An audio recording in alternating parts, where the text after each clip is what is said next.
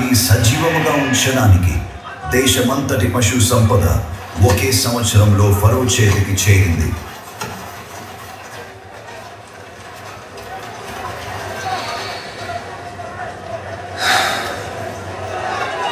మరో సంవత్సరం గడిచింది, కానీ కరువు మాత్రం తగ్గలేదు. వరుసలో ఉండండి, ప్రధానాధికారి వస్తున్నారు.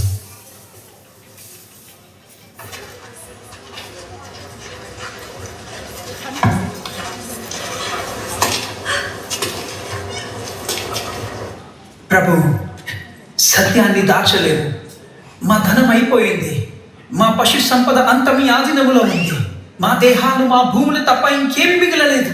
ఆహారానికి బదులుగా మమ్మల్ని, మా భూములను కొనుగోలు చేయండి. మేము ఫరోకు సేవకులమై ఉంటాం. రమ్ము యోసేపు.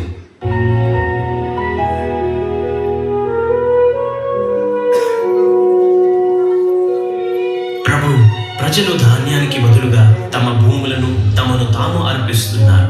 మీ ఆలోచన తెలుసుకోవాలని కోరుతున్నాను. ఐగుప్తు దేశమంతటిలో నీకంటే జ్ఞానవంతుడు మరొకరు లేరు. ఈ దేశాన్ని నీవెన్నడూ నిరాశపరచలేదు. యుక్తమైనదే చేయి.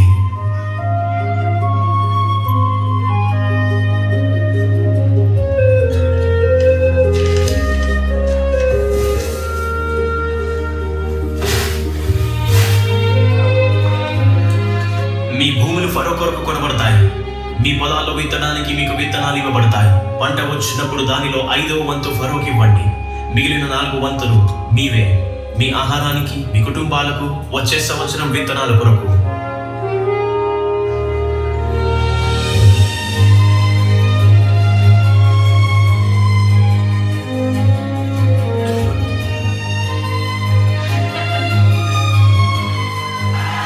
నైలు నది ఐగుప్తు దేశానికి జీవనాడి. దేవుని జ్ఞానంతో నడిపించబడిన ప్రధానాధికారి యోసేపు సమృద్ధి కాలంలో ఆ నీటిని నిల్వ చేశాడు.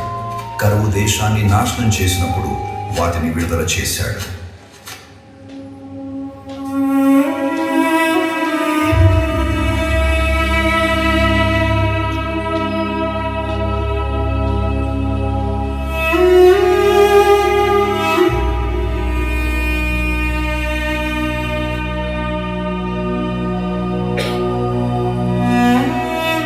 యోసేపు, నా కుమారుడు, నా పితరుల దగ్గర విశ్రమించినప్పుడు ఐగుప్తు నుండి తీసుకువెళ్ళి వారు సమాధి చేయబడిన చోటే నన్ను సమాధి చేయి. మీరు చెప్పినట్లే చేస్తాను.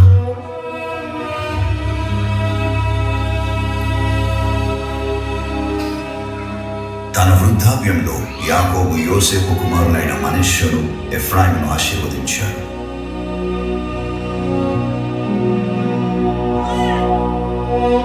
అతని కుడి చేయి చిన్నవాడైన ఎఫ్రాయిముపై, ఎడమ చేయి జ్యేష్ఠుడైన మనష్షపై పెట్టి తన జీవితమంతా తనను నడిపించిన దేవుని నామమున వారిని ఆశీర్వదించాడు.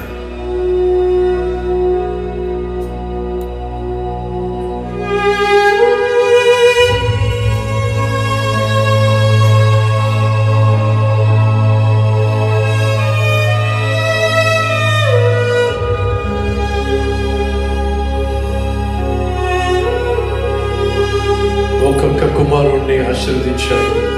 వారి నిమిత్తం ప్రవచించాడు.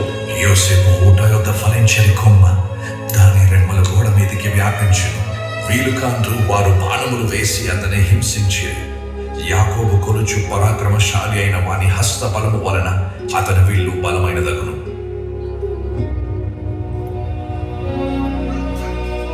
నా చివరి దినము వరకు నన్ను ప్రాణంగా చూసుకున్నా.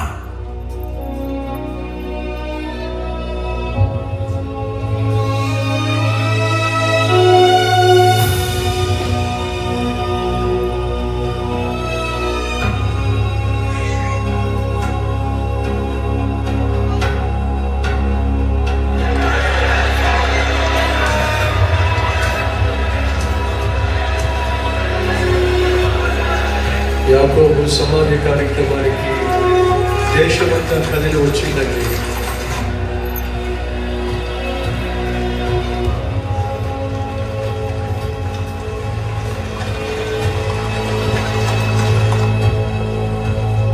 మహారాజును సమాధి చేస్తున్నట్టుగా సమాధి చేయటం జరిగింది.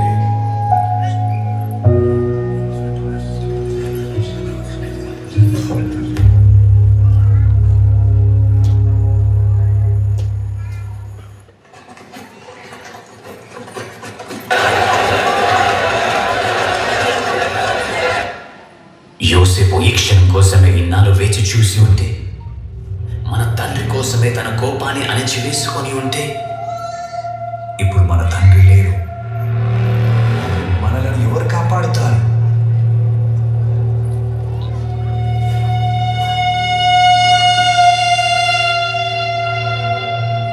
అన్నలారా, నా మాట వినండి. యోసేపు ఇదివరకే క్షమించాడు, మళ్ళీ క్షమిస్తాడు.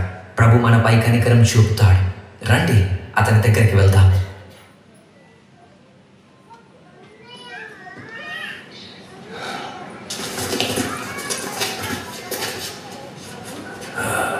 రండి నా అన్నలారా. అన్నయ్య, మన తండ్రి ఇక లేరు. మాకు ఇక ఎవ్వరూ లేరు.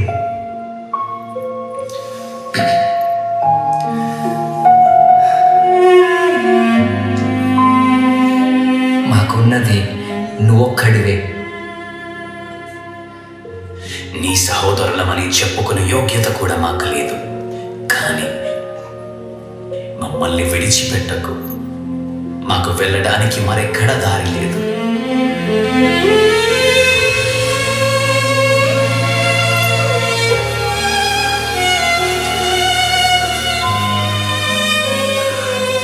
మేము నీ దాసులము.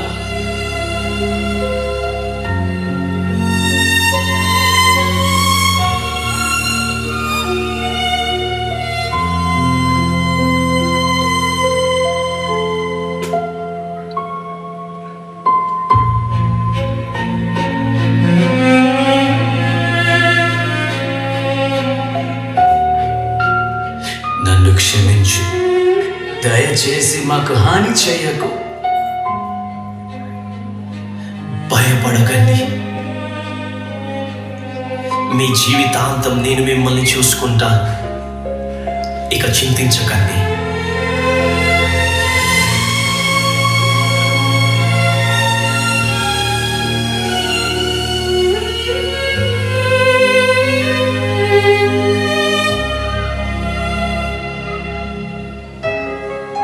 వేల సంవత్సరాలు గడిచిపోయాయి.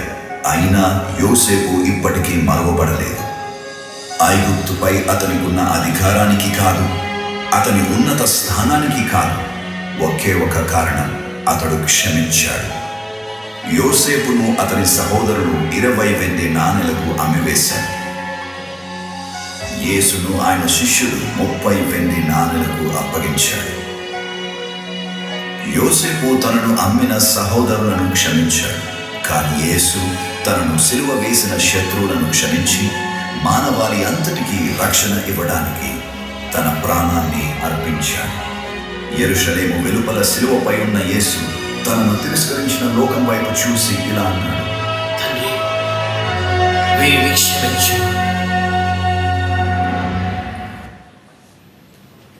ఉన్న చోటి